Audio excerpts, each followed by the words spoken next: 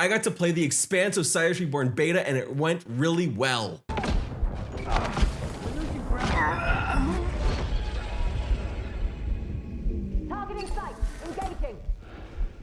Okay, mostly well. The beta mission for Osiris Reborn that you'll get to play if you buy one of the collector's editions for the game is the second mission in the game, and you get to experience the story, consequence, combat, 2 classes, and 0G movement. I went in expecting a full-on Mass Effect experience, and what I came away with was a game that channeled everything from Mass Effect to Gears of War that had me craving more. I didn't want the game to end because it just didn't feel like enough. I wanted more, I needed to see what happened next, and I wanted to experience more of the combat, especially the combat, and see what the results of my decisions making were. The good and the bad. The really bad. Assuming you're actually going to be playing the beta mission, I'm going to be trying to stay somewhat spoiler free. Like, I'm not going to go into this and tell you beat for beat what happened in the story, but I do want to warn you that you may catch on to some things through the B-roll or some of the things where I'm talking about different parts of the combat, or specifically illustrating certain parts of the cinematics or things like that, where you'll start to see some things that you may want to avoid if you're wanting to go in completely blind. So I totally understand if you want to end the video right here because you want to avoid any spoilers at all. I just want to put this warning out here now because there will be some things that are just going to be kind of seen. As much as I would love your review, I would much rather you enjoy the game yourself. Now for the game itself, I do want to tell anyone considering buying the edition solely to get into the beta, it's kind of short. Kind of. The beta consists of 1 mission, and if you take it really slow, like walking around, die several times, look at everything, you're looking at probably max of about an hour to an hour and 15 minutes, but probably more likely around 40 or 50 minutes. I ran the mission twice and probably averaged just about over an hour each time, and I would put myself on the slower end playing games like this because I like to explore, and there are some optional conversations and a few optional locations you can go to that aren't mission crucial but add to world immersion. Not like crazy locations, but some. Also, I die a lot because I'm bad. So add like probably 20 minutes of just like reloading. In the beta, you are limited to choosing between a belter or an earther, with the belter notably taller and leaner than the earther, though they play the same, and at least in this mission, I didn't really pick up on any noticeable difference.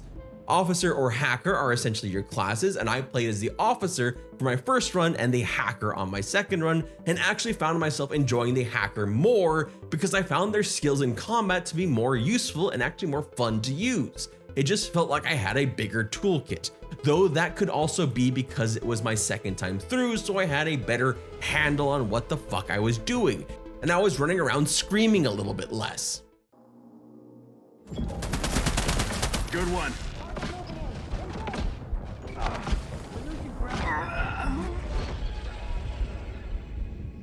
Targeting site. Engaging.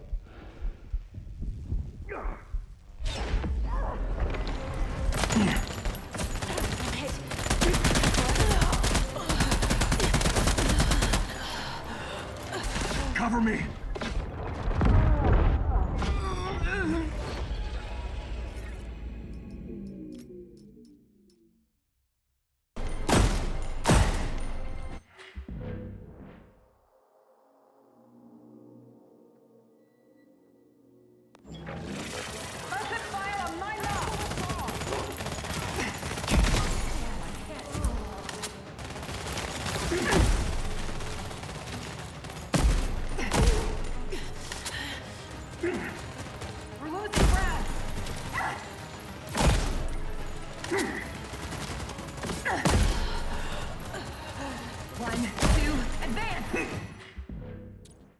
Immediately when you start playing, one of the things that shows through is that it shows its cinematic presentation that you expect from a premium sci-fi game. There's of course some roughness, needing polish, textures, syncing, those kind of things, the things that you'd expect in a beta, but overall the cinematics, whether it was the pull-in intimate cinematic conversations or the more epic pull-out shots and action shots, it just felt epic. It felt cinematic. It's what I'd expect and hope for to see in a game like Mass Effect 5 or Exodus, and now Osiris Reborn. It met my expectations and honestly exceeded them, and has me hopeful that this game is going to have several devastating ones, which, speaking of, I'm not going to show it, but there is a heartbreaking one if you make a decision in this you can avoid or you can not avoid. But there is one that you can see, and it makes me sad. But one thing is certain, in that decision, it shows the weight of choice. I also think this game is setting up to present a feast for epic cinematic shots. There's a few times throughout the beta where it really kind of pulls out wide to show some epic stuff, and knowing this is only the second mission in the game, I can only imagine what they have planned for future missions. Lots of explosions, I imagine.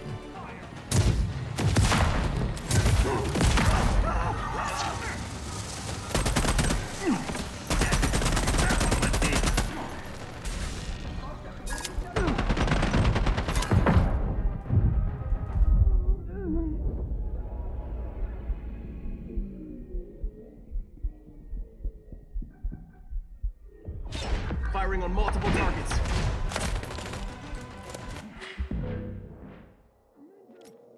It's not limited to stopping the gameplay either.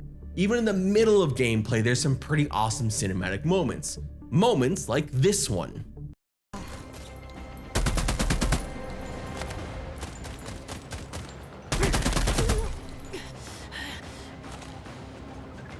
Target in sight. Engaging. What the hell?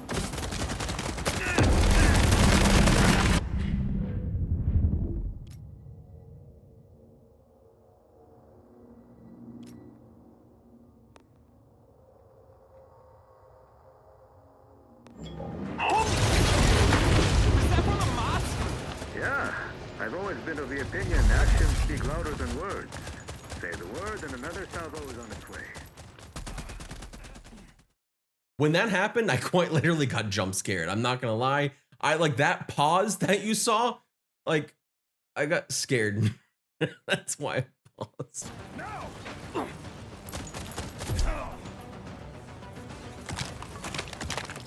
Focus. We need them dead. Tactical withdrawal.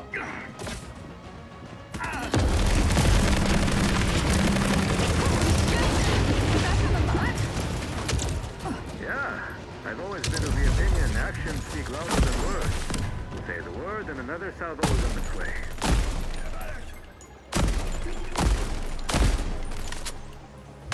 Let's see how much momentum they can handle.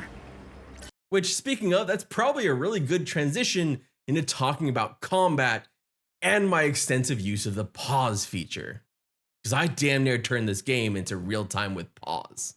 At its heart, Osiris Reborn is a cover shooter companion-based game that relies on a few base skills. For example, as a hacker, I had a swarm skill that I could direct and go swarm enemies and kill them. I could toss grenades, or I could direct my companion to go attack people or go interact with things, or go cover in a certain place. But pausing slows down everything to 10% speed, allowing you to really think tactically and do all of these individual commands. You will learn very quickly that both the pause and the cover are crucially important. To the vents. Long story. Anyone in this wing? Yeah, in section B.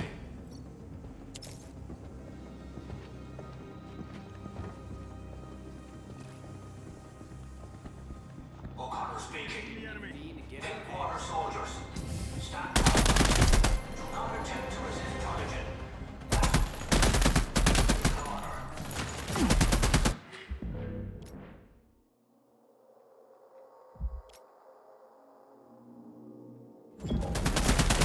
Good one.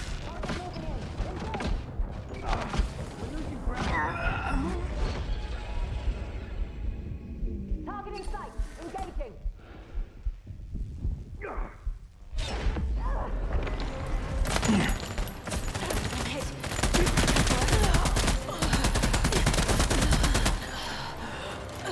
Cover me.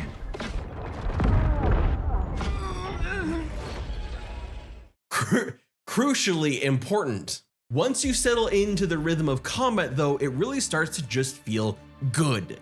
The gunplay feels kinetic, the sound and recoil are very satisfying. Time to kill feels just about right on the normal difficulty, not too hard, not too easy, about what you'd expect on a normal difficulty. Skill usage makes a difference and your companions can react autonomously, so you can direct them or you can let them do what they want to do. Certain things in the world are interactable to give an advantage, like dropping down big ass pieces of equipment onto your enemies. Wide space. Strike. Target moving in. Engage.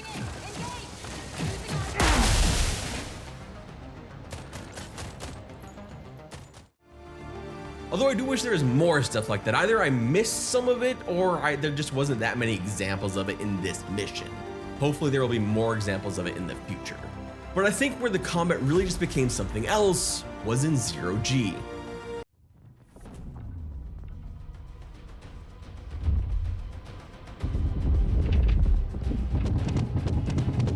Engaging hostiles. Focus fire Lethal on my force mark. authorized. Yes. That one went deep.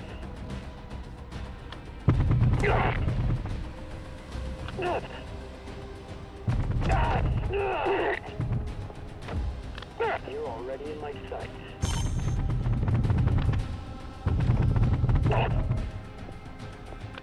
You don't feel comfortable over there.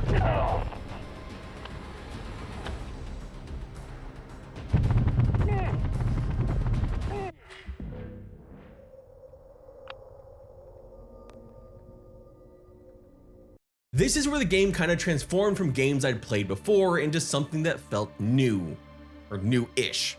Functionally, it's not that different, except really some of the camera angles, but it just feels different, especially when you start seeing pieces of the ship slowly float away or enemies floating in the air. Firing at weird angles at your enemies is a bit of a surreal experience as well, and it makes you realize you kind of have to worry about more angles of attack toward you potentially, since presumably everyone else has these magnetic boots as well. Overall, the set pieces themselves are gorgeous, and you really just feel part of the world you're in, whether you're in the station or on top of it. Side note, because of all that, because of how beautiful everything is, using pause has the added benefit of really just slowing down everything and just getting to see how fucking cool some of these explosions are.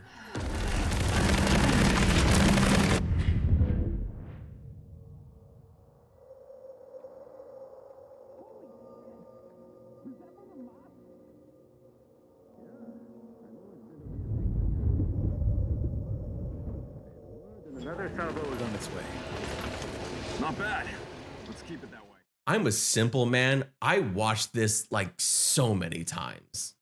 On the story side of things, I came into the beta having only watched a handful of episodes of The Expanse, so I'm not well versed in the world lore or characters, so I'm kind of a new convert to the series, meaning the game had in some ways a bigger task to convert me coming into its second mission than its first, but I left very intrigued. Characters are genuinely interesting and I feel like they have depth, from the weapons vendor who you can have an optional chat with and use perception with, to the future companions afar who you talk to throughout, and of course your twin. The one thing is we really didn't get to spend enough time with anyone to really get to know anyone enough, but Zafar I think is going to be a fan favorite just from my first impression. He was definitely a favorite of mine throughout and I'm eager to learn more about their story. The overarching story itself is intriguing with a definite hook that gets you from the start, even missing that first chapter since it drops you into that second mission, with plenty of questions to be answered, and I'm very happy to report that. If there are two things that are more important to me than combat and gameplay in an RPG, it's going to be story and character. So far this game is pulling me in with both, and doing it with the second chapter of the game, since you missed that first mission, I think that's a good sign, because I think if I had that first mission, it would be doing so even more. There's also a definite sense of choice in this mission where I feel like I could have made a significant choice, even if it felt a little bit binary. But there are enough instances like this where I felt like if I'd gone one way, it would have felt different. So I went back and redid the beta mission and basically tried to do everything the opposite way. I tried to do as many things differently as I could, all the different decisions.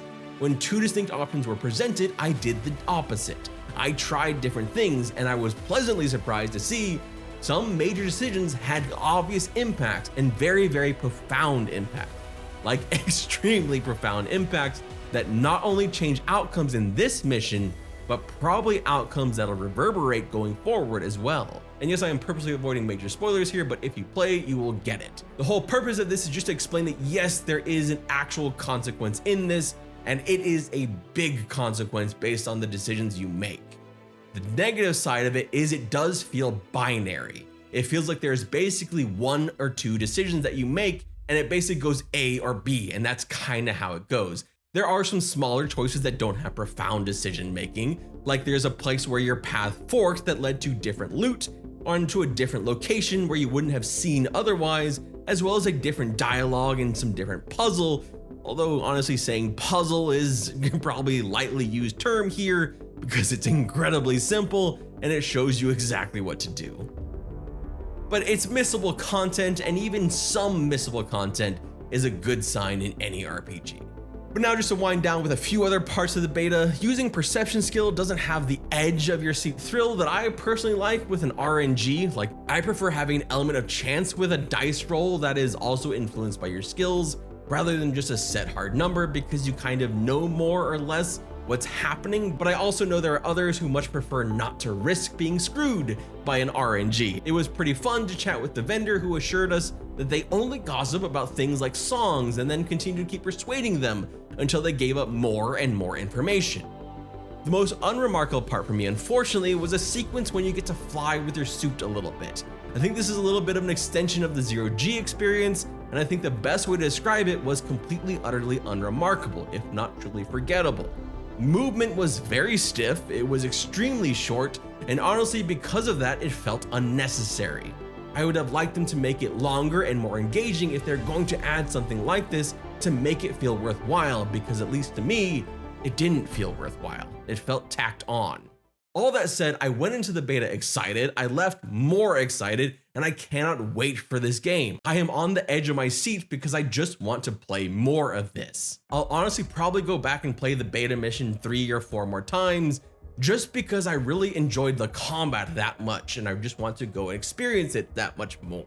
I don't think I'm going to be able to uncover any more secrets because I don't think there's that much more to uncover that I haven't already uncovered in those first 2 playthroughs.